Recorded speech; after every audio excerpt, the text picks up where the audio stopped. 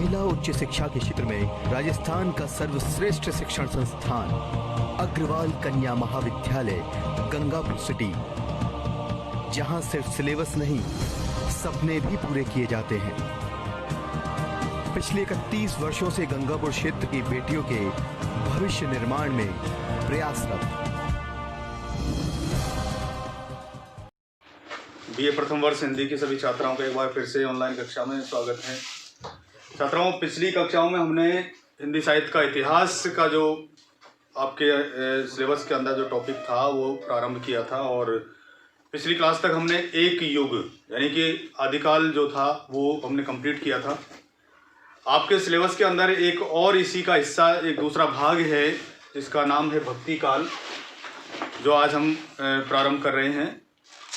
देखिए, सबसे पहली जो चीज़ है भक्ति काल के संदर्भ में वो ये कि इसका जो समय है भक्ति काल का, वो समय कब से और कब तक माना जाता है। हालांकि आचार्य रामचंद्र शुक्ल जी ने जो विभाजन किया था उसमें उन्होंने इसका जो समय बताया था 1375 से लेकर के 1700 तक का जो संवत है वो उन्होंने इसका समय बताया है।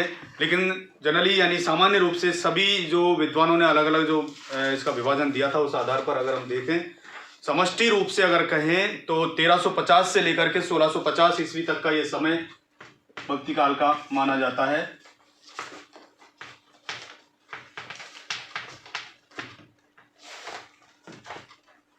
सोलह सौ पचास तक का समय ये आपका भक्ति काल का समय है। प्रश्न आता है कि भक्ति काल जो ये नाम दिया गया है, हालांकि आचार्य रामचंद्र शुक्ल की अगर बात करते हैं तो उन्होंने पूर्व मध्यकाल ऐसा कह करके और इसको भक्ति काल नाम दिया। हिंदी साहित्य के इतिहास के अंदर जो दूसरा चरण आता है वो भक्ति काल के नाम से जाना जाता है। और भक्ति काल क्यों कहते हैं इसे? क्योंकि इस पूर्व मध्यकाल के अंदर भक्ति भावना की प्रमुखता रही थी, भक्ति भाव प्रमुख था इस समय, इसीलिए इसी कारण से इस युग का नाम भक्ति काल रखा गया या इसे भक्ति काल कहा जाता है या नाम दिया गया है। ठीक, तो भक्ति की प्रधानता के कारण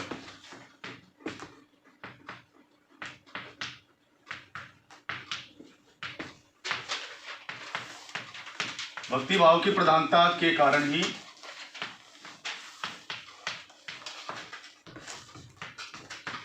पूर्व मध्यकाल को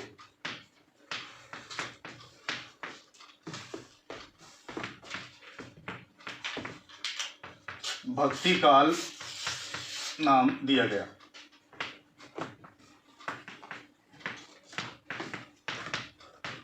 ठीक है, तो अगर परिभाषा पूछी जाए कि पूर्व मध्यकाल को भक्ति काल क्यों कहा जाता है तो जवाब होगा भक्ति भाव की प्रधानता के कारण पूर्व मध्यकाल को भक्ति काल के नाम से जाना जाता है या इसको भक्ति काल नाम दिया गया है। अगर वास्तविक रूप से हम कहें, वास्तव में ये जो काल था, ये जो समय था भक्ति काल का, ये आंदोलन का समय है, एक तो ये प्रचार और प्रसार का समय है, ये विकास और इसके साथ साथ चमत्कारों का भी काल कहलाता है। यानी कहने का मतलब ये है कि ये भक्ति काल के अंदर बहुत सारे आंदोलन, सामाजिक जिसको कह सकते हैं, हुए हैं। समाज सुधार से संबंधित बहुत सारे आंदोलन क्रांतिकारियों के द्वारा किए गए, कवियों के द्वारा किए गए।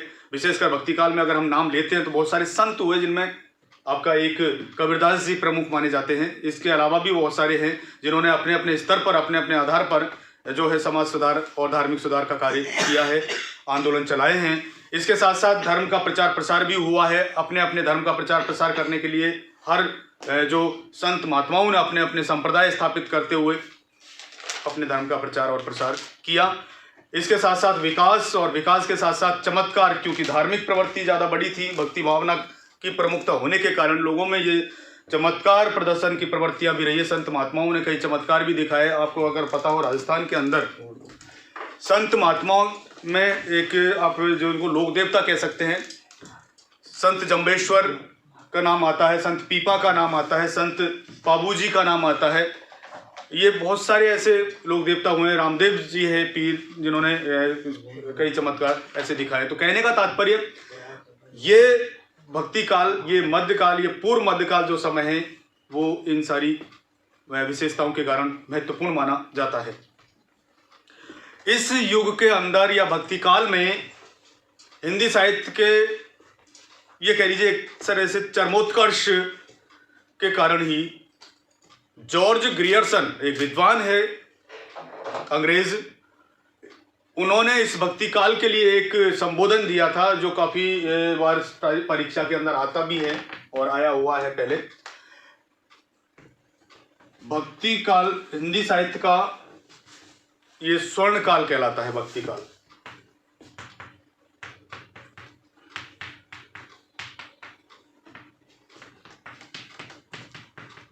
हिंदी साहित्य का स्वर्ण काल,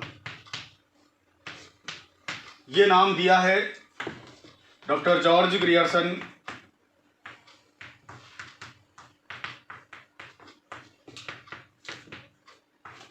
इन्होंने। आपको पता है इन्होंने हिंदी साहित्य का इतिहास लिखा था, जिसको प्रथम इतिहास माना जाता है हिंदी के अंदर, वो अंग्रेजी भाषा में लिखा था।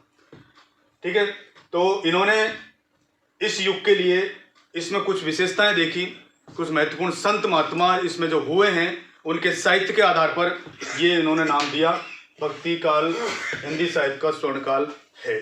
क्यों?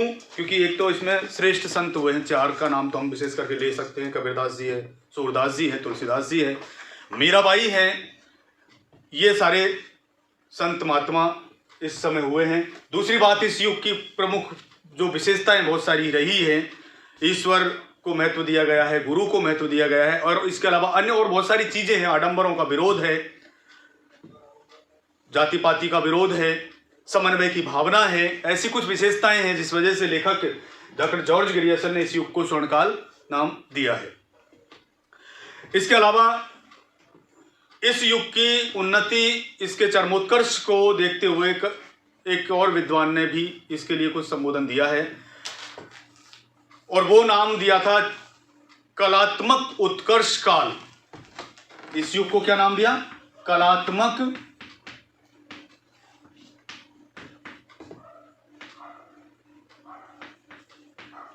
उत्कर्ष काल। कलात्मक उत्कर्ष काल, ये नाम किसके द्वारा दिया गया है इस युग को? यानी कि पृथ्वीनाथ कमल के द्वारा, डॉक्टर पृथ्वीनाथ कमल के द्वारा ये नाम इस युग को दिया गया है, भक्ति काल।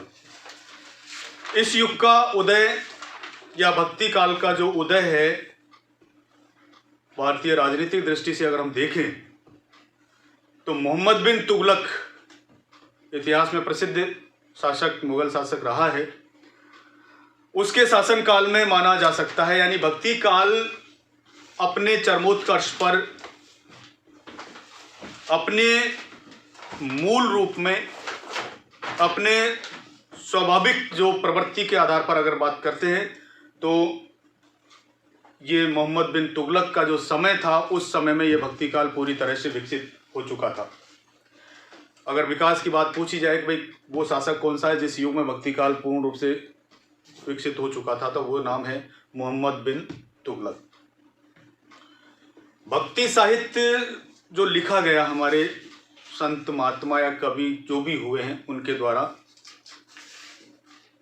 उनका एक लक्ष्य क्या था, उद्देश्य क्या है इस भक्ति काल इन साहित्य को लिखने का? तो मानवीय मूल्यों की स्थापना, एक शब्द में कहे तो मूल रूप से यही इनका उद्देश्य रहा है। मानव और मानव को समान समझना, किसी भी आधार पर भेदभाव, वर्ग विभाजन आदि को इन्होंने बिल्कुल नहीं माना है, इसका विरोध किया है। और आगे हम जब कभी पढ़ेंगे तो उसमें साफ आएगी बातें। कबीर को आप जानते हैं, कट्टरवादी, क्रांतिकारी, समाज सुधारक, धर्म सुधारक, कई नाम उसके साथ जुड़े हुए हैं। तो समाज सुधारक पहले हैं, कवि बाद में हैं। उन्होंने साखियाँ लिखी है, शबद लिखे हैं, रमैनी लिखी हैं, बहुत सारी इनकी जो रचनाएं हैं, हालांकि उनमें बात करेंगे हम जब कबीर पढ़ेंगे। तो कहने का तात्पर्य एक शाश्वत मानवीय मूल्यों की स्थापना करना इन लेखकों का मूल उद्देश्य रहा है भक्तिकालीन।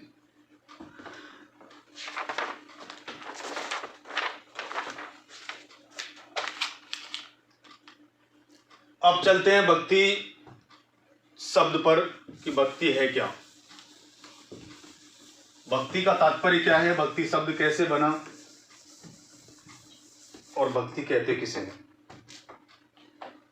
देखिए, ये जो भक्ति शब्द है, संस्कृत में एक धातु है भज। भज माने भजन करना, जाप करना, भजना, उपासना करना, एक शब्द हम प्रयोग कर सकते हैं। तो भज धातु में कितिन प्रत्यय लगा है, जिससे ये भक्ति शब्द बना, जिसका अर्थ अपने इष्ट देव, अपने आराध्य भगवान के ऐश्वर्य में भाग लेना, भगवान की भक्ति में, उपासना में हिस्सा, भाग लेना या करना कह लीजिए, अपने इष्ट देव, अपने आराध्य के प्रति भक्ति भाव रखते हुए उसकी उपासना करना, यह भक्ति शब्द का अर्थ।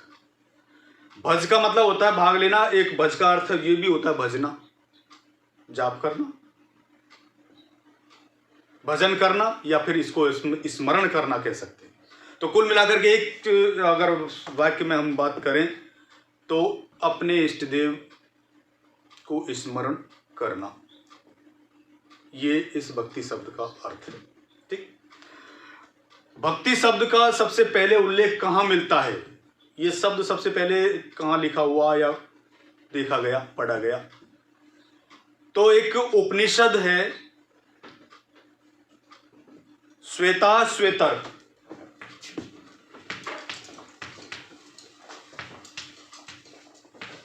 उपनिषद, इसमें इस शब्द का उल्लेख पाया जाता है सबसे पहले। अगर मान लीजिए सवाल पूछा जाए भक्ति शब्द का उल्लेख सबसे पहले कहाँ मिलता है, तो जवाब होगा श्वेताश्वेतर उपनिषद के अंदर इसका उल्लेख मिलता है। अब आते हैं हम भक्ति काल जो समय है, भक्तिकालीन जो साहित्य है, सबसे पहले किस भाषा में मिला, यानी वो भाषा कौन सी है जिसमें सबसे पहले भक्ति साहित्य लिखना शुरू किया गया, लेखन शुरू हुआ। तो इसका उल्लेख या ये कह सकते हैं कि ये जो भाषा की बात कर रहे हैं हम भक्ति साहित्य की, तो वो है तमिल। तमिल भाषा में सबसे पहले भक्तिकालीन साहित्य के हमें अवशेष मिले हैं, ऐसा उल्लेख पाया गया कि सबसे पहले जो साहित्य लिखा गया वो हिंदी साहित्य की बात कर रहे हैं हम, भक्तिकालीन हिंदी साहित्य, वो तमिल भाषा में। उसके बाद इसमें ब्रज और अवधी भाषा का सबसे ज्यादा प्रयोग हुआ है, यानी तमिल का प्रयोग शुरू में हुआ, लेकिन बाद में तमिल में इतना साहित्य नहीं पाया जाता जितना ब्रज और अवधि में पाया जाता है। ठीक है, ब्रज और अवधि भाषा। और आप देख लीजिए कृष्ण काव्य जितना भी है ज्यादातर वो ब्रज भाषा में लिखा गया है, और अब इसके अलावा राम काव्य जो है वो पूरी तरह से जहाँ तक है पूरा का पूरा अवधि भाषा में लिखा गया है। तो भक्ति काल में दो ही प्रकार के मूल रहे हैं, इसलिए ये दो भाषाएं प्रमुखता से पाई जाती है। प्रमुख रूप से इन दोनों भाषाओं में हमारा साहित्य मिलेगा। आगे पढ़ेंगे, कबीर को भी पढ़ना है मुझे, सूरदास को जब पढ़ना है या फिर तुलसीदास को जब पढ़ना है, तो ये सारी चीज़ें सामने आएंगी। ठीक, इसके अलावा अब एक प्रश्न फिर पैदा होता है कि भक्ति आंदोलन का उदय क्यों हुआ, ऐसी क्या परिस्थितियां आ गई थी, ऐसे क्या कारण थे कि जिसकी वजह से भक्ति आंदोलन शुरू हुआ। तो भक्ति आंदोलन का उदय,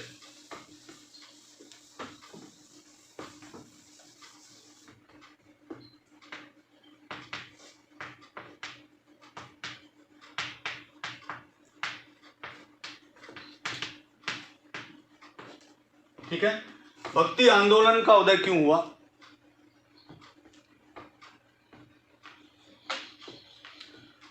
अगर हम हमारे देश की बात करें, भारत की बात करते हैं, तो मध्यकाल में आपको पता है कि मध्यकाल पूरी तरह से जो है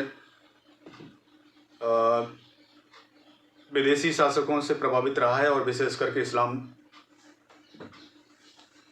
यमन या अफगानिस्तान जिसको आप कहते हैं, इधर से बहुत सारे जो है मुस्लिम शासक यहाँ आए और उन्होंने यहाँ पर साम्राज्य स्थापित किया। तो कहने का मतलब ये कि भक्ति आंदोलन का उदय यहाँ अगर माने तो वो इस्लाम के प्रभाव से माना जा सकता है। लेकिन इस बारे में दो प्रकार के मत हमारे सामने आते हैं। दो बहुत बड़े विद्वान हैं जिन्होंने भक्ति आंदोलन के उदय के कारण बताए हैं।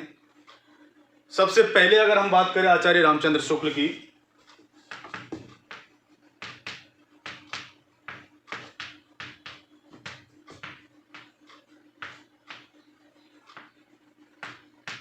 तो शुक्ल जी ने कहा भाई कि भारत के अंदर ये जो भक्ति आंदोलन शुरू हुआ उसके पीछे क्या कारण है। उनका मानना था कि मुस्लिम जो शासकों ने यहाँ पर शासन स्थापित करके और यहाँ हमारे जो जनता है, हमारे जो लोग थे, भारतीय जो लोग थे, उनको खूब प्रताड़ित किया। उनको शारीरिक ही नहीं, धार्मिक या अन्य सामाजिक, अन्य कई प्रकार से खूब सताया। और इसी वजह से, इसी कारण से भारतीय जो कवि थे उनका ध्यान भक्ति साहित्य लिखने की ओर गया। उन्होंने भक्ति साहित्य लिखना शुरू कर दिया। अर्थात ये कह सकते हैं, शुक्ल जी का मानना यह है कि भक्ति आंदोलन भक्ति काल के उदय का कारण अगर किसी को माना जाता है तो वो पराजित हिंदू जाति की निराशा की वजह से, क्योंकि उस समय उनके सामने कोई ऐसा जो है उद्देश्य तो था, लेकिन उस उद्देश्य को पूरा करने के साधन उनके पास नहीं थे। मुकाबला कर नहीं पा रहे थे क्योंकि वो आर्थिक और सब तरह से उनको कमजोर बना दिया गया था। उनके पास में पर्याप्त वो हथियार आदि नहीं थे कि वो मुकाबला करने के लिए खड़े हो सके। इसलिए आखिरकार वो पराजित हुए, और पराजित होकर के निराशा उनके मन में जब आई तो उस निराशा को दूर करने के लिए उनका ध्यान कहां पर गया कि अब कोई बचाने वाला अगर कोई है तो वो भगवान है, इसके अलावा हमें कोई नहीं बचा सकता। तो कहने का मतलब सीधा सा ये कि आचार्य रामचंद्र शुक्ल जी ने किसको माना उदय का कारण? भक्ति साहित्य के या भक्ति काल के मुस्लिम शासकों और उनके द्वारा सताए हुए दुखी लोगों ने, कवि वर्ग के लोगों ने भक्ति की ओर अपना ध्यान आकर्षित किया, और इस प्रकार से भक्ति आंदोलन या भक्ति काल का उदय हुआ। दूसरा नंबर आता है फिर एक और विद्वान जिसने कहा कि भाई ये बात सही है, लेकिन उन्होंने इनका खंडन कर दिया, शुक्ल जी का, और वो है हजारी प्रसाद द्विवेदी।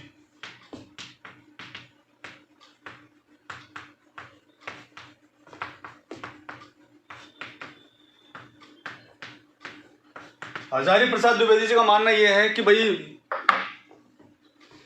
अगर मान लीजिए ऐसा होता तो शायद ये जो भक्ति है या भक्ति भावना, वो ये कहते हैं कि हाँ ये बात है, मैं उस बात को भूला नहीं हूं कि वास्तव में यहां पर हिंदू या हिंदुस्तान के लोगों को मुस्लिम शासकों के द्वारा खूब सताया। लेकिन अगर इस्लाम भारत में नहीं आया हुआ होता तो भी, इनका मानना क्या है हजारी प्रसाद कि ये जरूरी नहीं है कि केवल उन्हीं के आने से या उनकी वजह से भक्ति की शुरुआत हुई है, भक्ति आंदोलन की। नहीं, अगर वो नहीं आते तो भी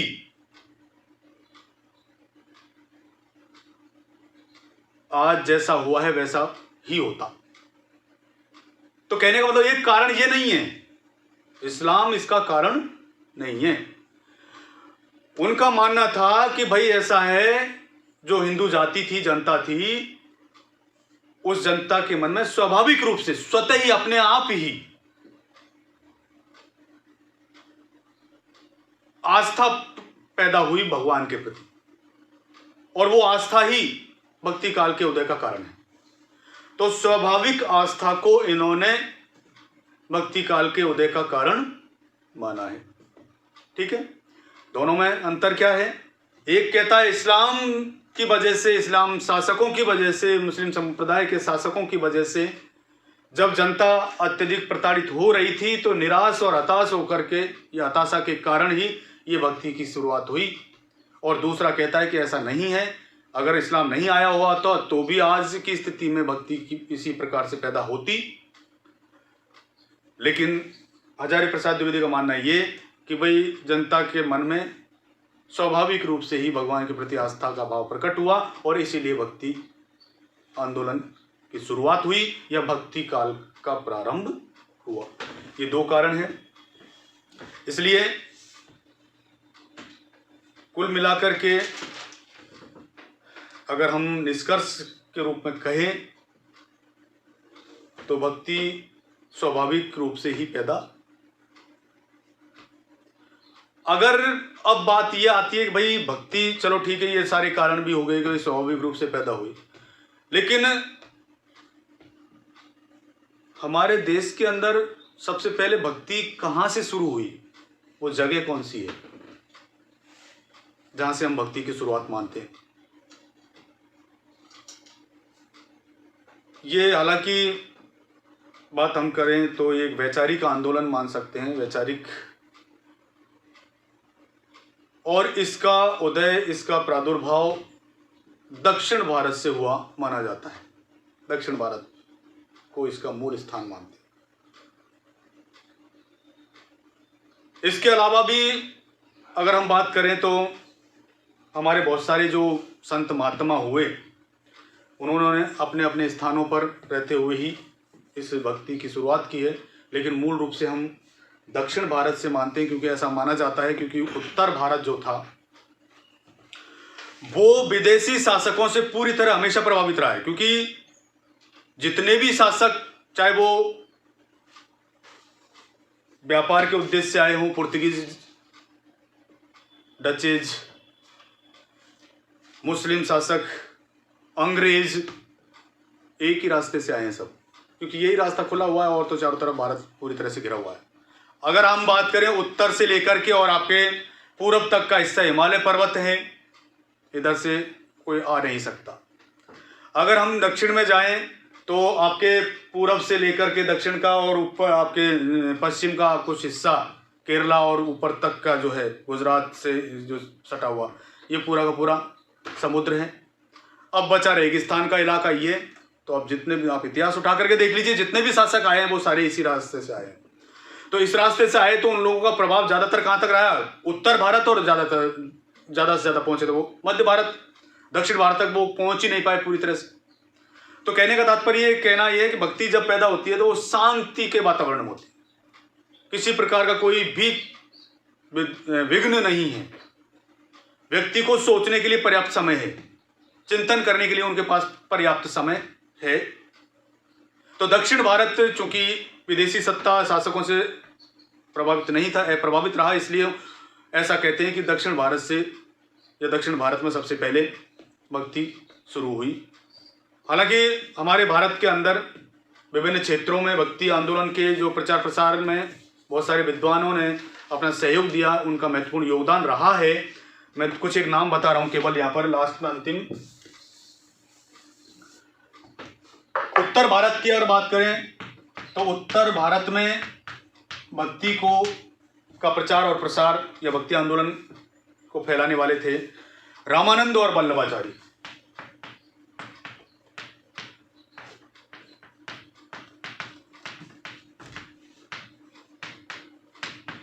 ठीक है, नंबर एक। दूसरा, अगर हम बंगाल की बात करते हैं तो बंगाल में चैतन्य महाप्रभु,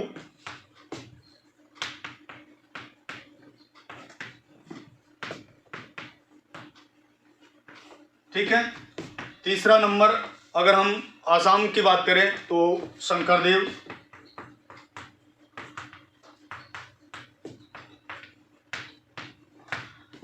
अगर हम उड़ीसा की बात करें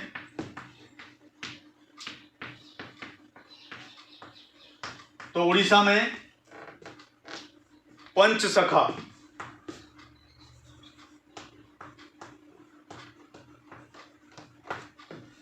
इन्होंने यहाँ अपने अपनी जगहों पर इस भक्ति आंदोलन को चलाया, इसका प्रचार प्रसार किया।